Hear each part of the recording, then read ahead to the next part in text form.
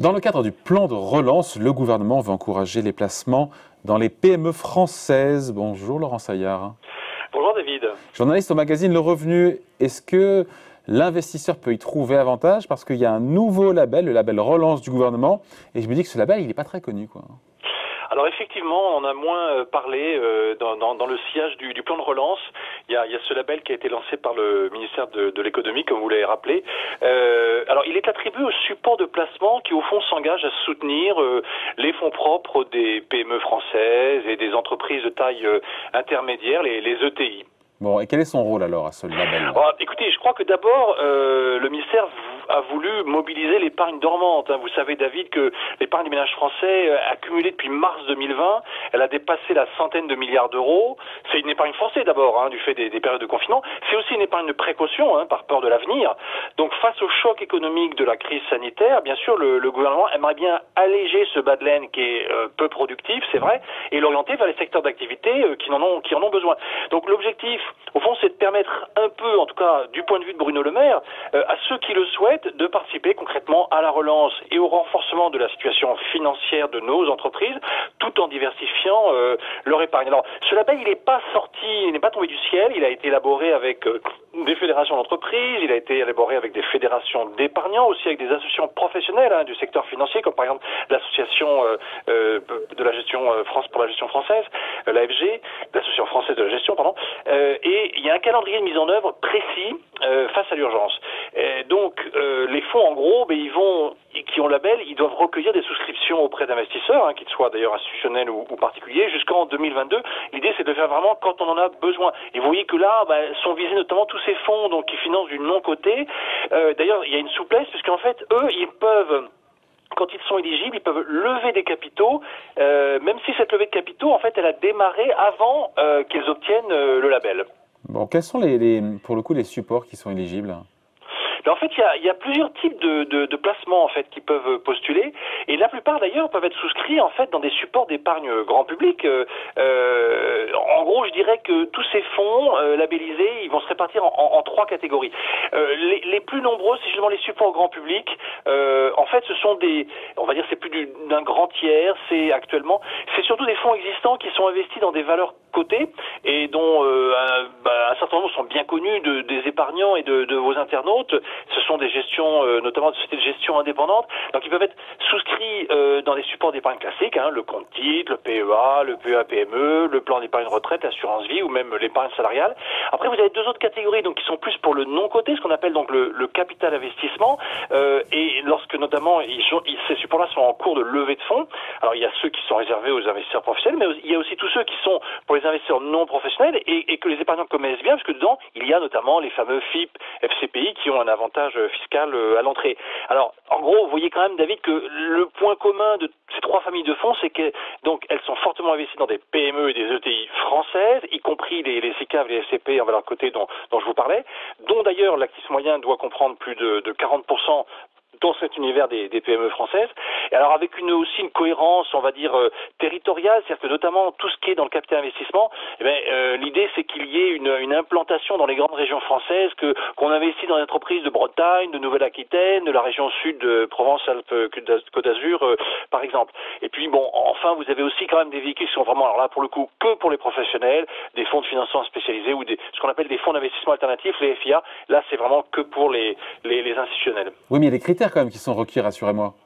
Oui, alors ce label, il est accordé pour une durée de 4 ans. Alors vous avez quand même la Direction Générale du Trésor, donc à Bercy, qui est là pour contrôler le respect des critères, ce qui suppose que si certains manquent à leurs obligations, ils perdront le label.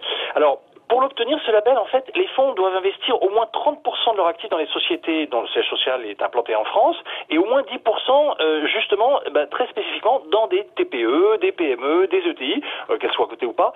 En tout cas, les fonds, donc, ils ont quelques contraintes, effectivement. Notamment, ils doivent participer à au moins 5 opérations d'augmentation de capital ou d'introduction en bourse par an, donc c'est quand même beaucoup.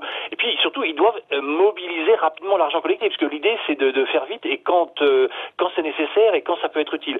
En fait, vous voyez, David, que l'idée du gouvernement, c'est qu'au fond, cette épargne, eh ben, elle peut contribuer aussi aux bonnes pratiques des sociétés. C'est-à-dire que dans les critères dont on parle, il y a aussi des critères d'éligibilité qui vont être les fameux critères ESG, donc environnementaux, sociaux et de gouvernance. Mais par exemple, vous pouvez pas avoir des entreprises qui financeraient le secteur du charbon, vous voyez, dans cet univers. Oui, pardon, je vous coupe, mais Laurent, il y a déjà beaucoup de labels qui existent. C'est vraiment utile. C'est pas un label de plus.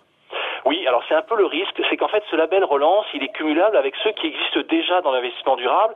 Vous le savez, David, il y a le label d'État ISR, il y a le label Greenfin pour la finance verte, il y a même Finansol pour la finance solidaire. Mais en fait, les fonds relance les fonds qui obtiennent ce label relance, ils peuvent avoir plusieurs labels distincts, y compris ceux-là.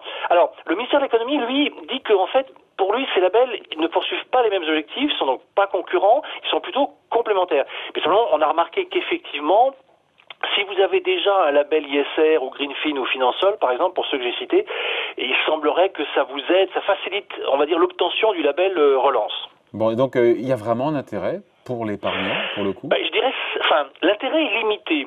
Les fonds grand public qui ont été les premiers à obtenir le label relance, en fait, ils préexistaient au label. C'est-à-dire qu'ils l'ont obtenu assez vite parce qu'en fait, ils répondaient déjà aux critères.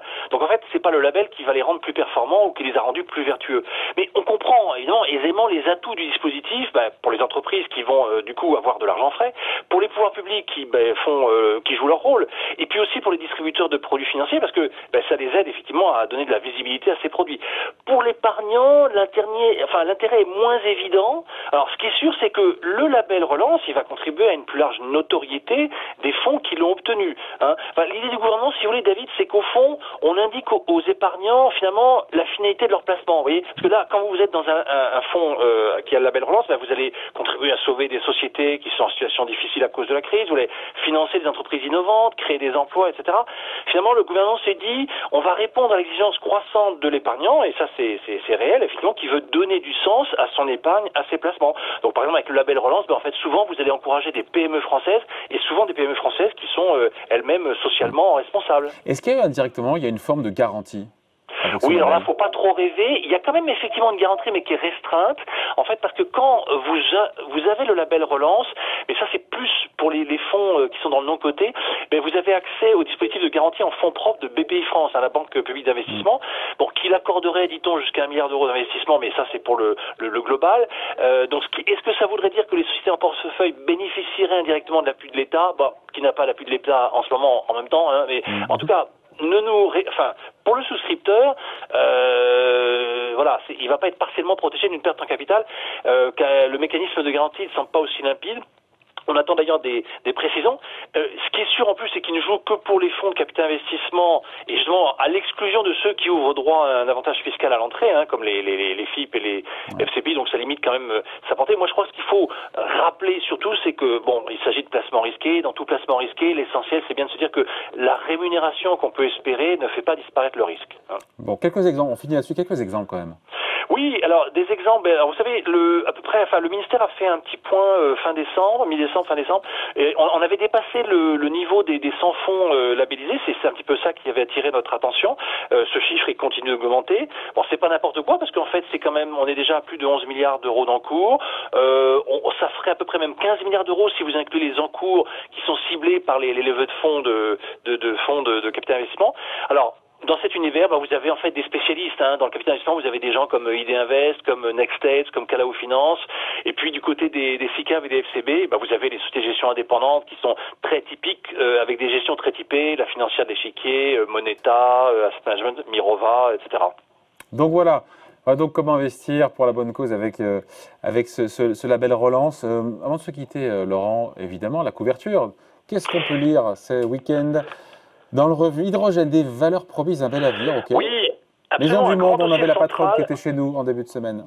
Oui, voilà, un grand dossier central sur effectivement l'hydrogène, avec des conséquences boursières, puisque vous avez en fait dans ce secteur d'avenir où il y a beaucoup d'investissements en jeu, eh bien, vous avez des valeurs comme par exemple McPhy Energy chez nous, à Paris, qui a pris plus de 600% en moins d'un an. Vous avez des valeurs aux États-Unis qui ont dépassé les plus de 5000% sur 2 ans. Donc, il se passe des choses. Il y a des grands acteurs français qui sont concernés aussi. Bon, on connaît Air Liquide, bien sûr. Hein. Et puis, vous allez être tous concernés, hein, puisqu'il y a déjà une centaine de taxis à Paris, si vous prenez le taxi, qui sont hydrogène. Et ce chiffre devrait être multiplié par 7 dans le proche avenir. Alors, on parle aussi cette semaine, bien sûr, d'un sujet dont vous avez parlé, hein, qui est l'affaire GameStop, avec le réveil des épargnants contre les spécialistes de la vente à découvert et autres hedge funds. Et puis, on revient aussi un petit peu sur ce mécanisme toujours très imparfait, mais qui s'améliore de l'encadrement des loyers, notamment à Paris, mais qui semble aussi, qui pose question à un moment où en fait les loyers non seulement se stabilisent, mais pourraient même commencer à baisser. Et donc on revient un petit peu dans le détail sur ce qui se passe. 40% des annonces dépasseraient les plafonds à Paris. Titrez-vous, voilà, dont souvent de la part des particuliers d'ailleurs.